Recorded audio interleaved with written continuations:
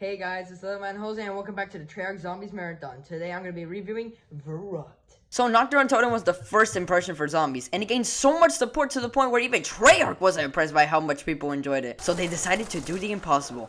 Make a second map. However, now that they see how much people enjoyed the first map, they wanted to improve upon zombies to make it feel like less of a mess. Basically, they wanted to make the engine work for the zombies mode. So they added a whole lot of things that I will be talking about in this review. Let's get started.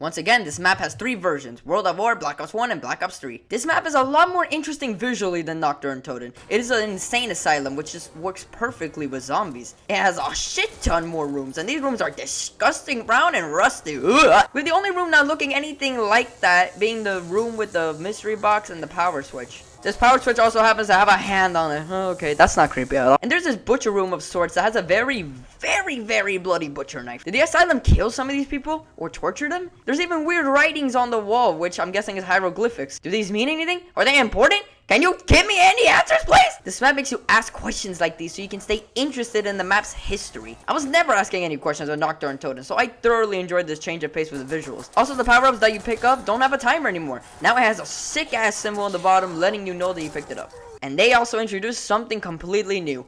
Perca-Colas. There are 4 cola machines that you can purchase. There's Juggernog, which is a big-ass red cola machine with a symbol on it. This symbol is a medical sign with a bullet right on it. It matches it well since this machine increases your health. There's Double Tap Root Beer, which is a hunk of a cola machine with the color yellow this time, but a disgusting kind of yellow, like the map. The symbol is 2 fast bullets, which matches the power that it gives you, where it increases your fire rate. There's Speed Cola, which is about the same size as Double Tap, but this time it's green and has the symbol of a hand with ammo in it. Again, it makes sense because it helps you reload faster. And finally, there's Quick Revive, which is a small blue cola machine.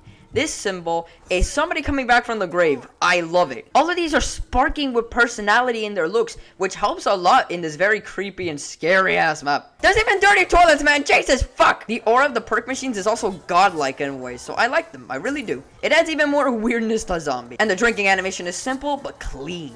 And also, when you hit the box one too many times, the mystery box shows you a teddy bear, and it disappears to another area on the map. Why the teddy bear? We will find that out much later in the story of the series. And now the BO1 remaster.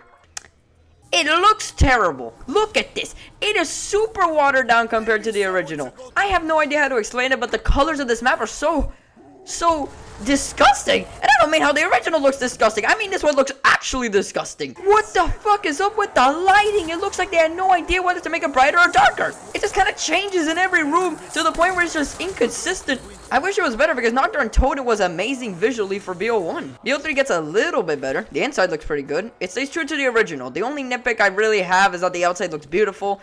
But hey, it's beautiful, you know, so hey, whatever. I like this atmosphere, but I do think that the original has the best one. We also have this new wonder weapon in the BO3 remaster, and look at that. I don't even know what this is supposed to be, but it fits the old school World War II theme with the light bulbs attaching from the sides. I don't know, there's something about it that looks so old-timey.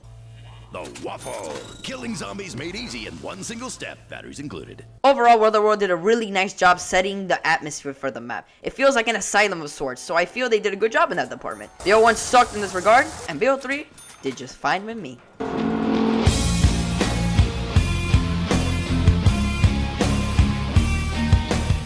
There's a whole lot in terms of the sound direction in this map compared to Nocturne Totem. This map has a music Easter egg just like Noct, but if you don't find that song, then there's ambiance for you instead. This map has the creepiest fucking ambiance I have ever heard in a zombies map. It's not just silence and zombies. No.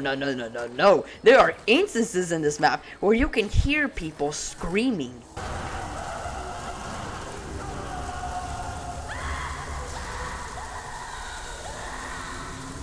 Isn't that fucking terrifying? Doesn't that just send chills in your bones?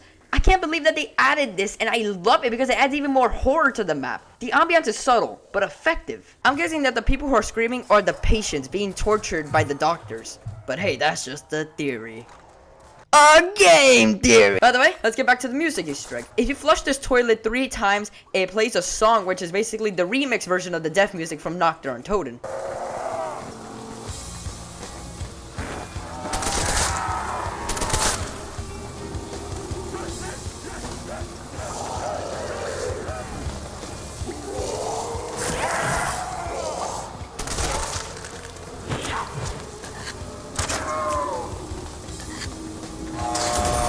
Since I absolutely love the death music from Knocked, this was a nice little surprise, and this song lasts for 3 to 4 minutes. It's a cool song, I don't mind it. I also really like the death music, it sounds very creepy.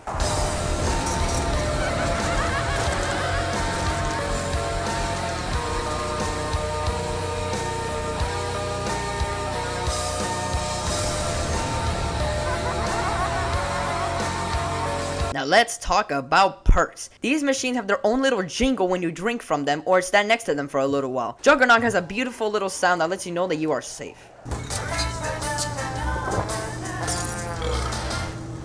Double Tap has a pumped up kind of theme, like you're gonna get ready to shoot something. Speed Cola has a Mexican theme for some reason, but I love it. And finally, Quick Revive, which has a nice little phrase that's just super iconic to zombies. I'm pretty sure most of you already know what I'm talking about.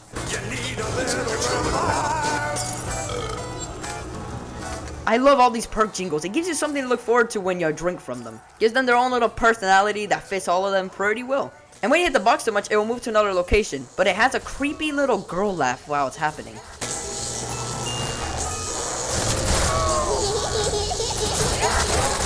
Last thing, there is actually voice acting this time around. The multiplayer characters have some quotes that they spell out occasionally, and I like it. It's not memorable, but it helps with the silence and creepy ambiance that this map has. Great, power's out. But now we have a different kind of voice. I'm not talking about a voice from the characters. No. I'm not talking about a voice from the people screaming. I'm talking about the announcer. When you grab the power-ups, there is a voice that tells you what that power-up is.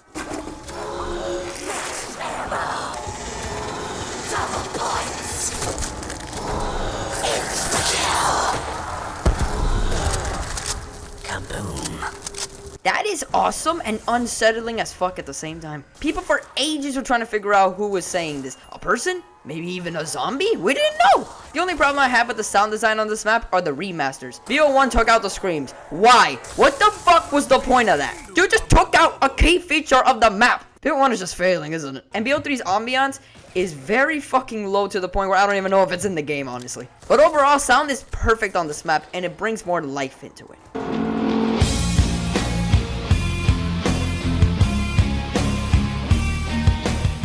Now the gameplay. Is it better than Nocturne and Totem? Fucking yes! This map improves on every single thing that I thought was wrong with Noct. Remember how I said that after you buy the first door, you basically just spend your money on the box? Well, they fixed that by giving this place so many more doors to open and perks, so you don't just waste your money on the box the whole fucking time. Remember how the nuke didn't give you any money? Well, now it gives you 400 bucks. Remember how you felt underpowered? Well, now we have Perca-Colas. These babies give you special abilities. Juggernog, the beaut of zombies, gives you 3 more hits until you die. This is just so fucking useful because normally you're 2 hit without it, so now you are 5 hit. Thank you. Double Tap, the shoot and toot and perk. It increases your fire rate to 20%. Which means if you have a gun like the MP40, which doesn't have that much of a fast fire rate, you're gonna be clapping them zombies' cheeks. It's sort of a double-edged sword, however, because it wastes your bullets twice as fast, so you gotta be smart with your shots. Speed Cola, the sleight of hand. You reload a shit ton faster than before. Look at this, this shouldn't be illegal. I shouldn't be doing this. Speed Cola kicks so much ass, man. In a map that's just so close quartered, it's pretty cool that you can reload fast if you get stuck in a corner. And finally, there's Quick Revive. The useless perk. I say that because it literally does nothing solo. I'm not joking, it actually does nothing. It only works on co-op, which helps you revive your teammates faster. I like its effect, but it's just a waste of money on solo. Like, you couldn't add a new ability? Now, do we have any new wonder weapons? Nope, it's just the ray gun again. But the best part about it is that the ray gun is super easy to get on this map now. It is so easy that it only took me 2 box hits. However, the ray gun is very easily able to kill you, even with Juggernog, because this map has a lot of narrow hallways, dead ends, you name it.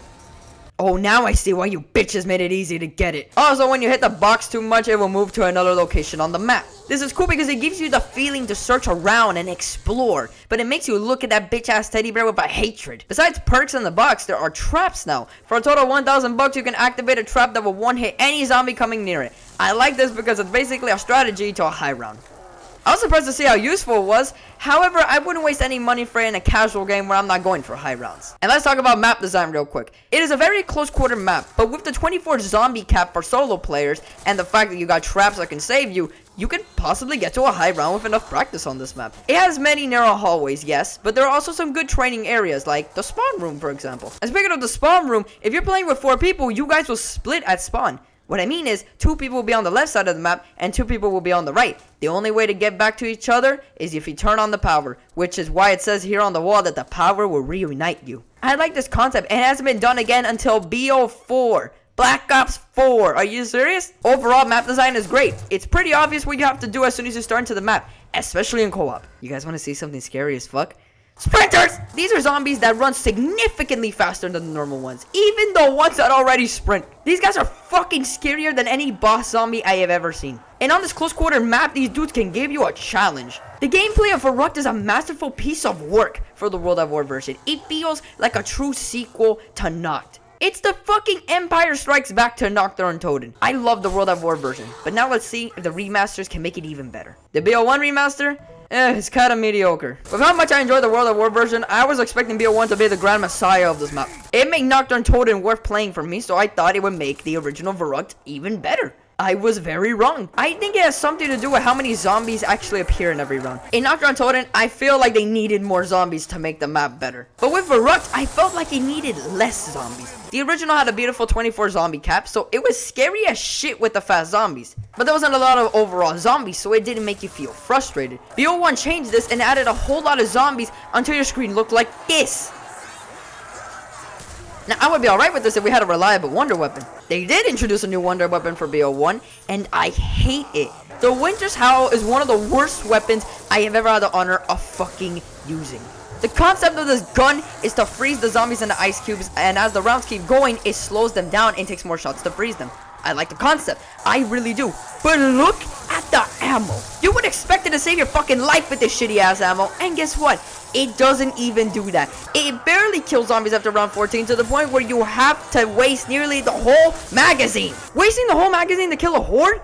That's dog shit. I literally died because I ran out of ammo with this piece of shit. The only way that you can survive in this map is if you do the trap method. With the original Verrückt, I never felt like I had to do a specific strategy in order to survive. And the traps aren't going to help you that much because they don't even drop power-ups when they die from it.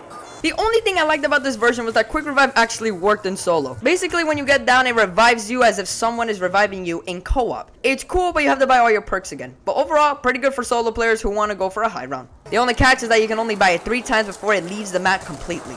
Black Ops 1 Verrückt was a frustrating mess, which I really wish didn't happen. It feels like a poor man version of the original. BO3 was a fun and pleasant surprise coming out of BO1. BO1 felt ridiculously hard compared to the original, so I thought maybe BO3 can be middle ground, like how BO1 was for Knocked Untitled. I was wrong and right at the same time. It adds more perks to the map, so that's cool. You can actually get a reliable wonder weapon for when you get cornered, but it still finds a way to keep it really hard like BO1. The zombies in BO3 are relatively fast on their own, so they just charge at you in this version. But honestly, with the amount of shit at your disposal compared to BO1, I think it's a fair challenge. When you have no zombie cap, you have to give me something that I can survive with.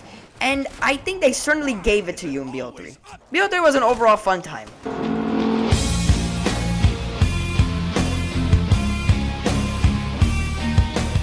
What do I rate Verrückt? Well, for World at War, it's gonna be a fucking 10. For BO1, it's a 6. For BO3, it's an 8. World at War's version of Verrückt is so much fun to play, and it gives you chills playing it because of the spooky asylum atmosphere and the creepy ambiance in the background of Mentally Insane. It also introduced so many improvements to zombies, like the perk machines, the trap, the box moving all over the place, the power switch, the announcer.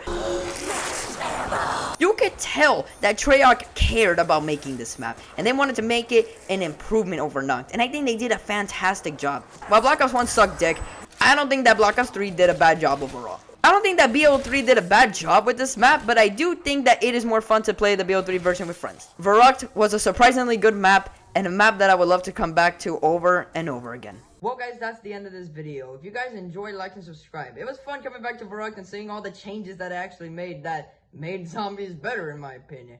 Anyway, the next one we're going to be reviewing is Shinonuma. So stay tuned for that. I'll see you guys in the next video. Peace.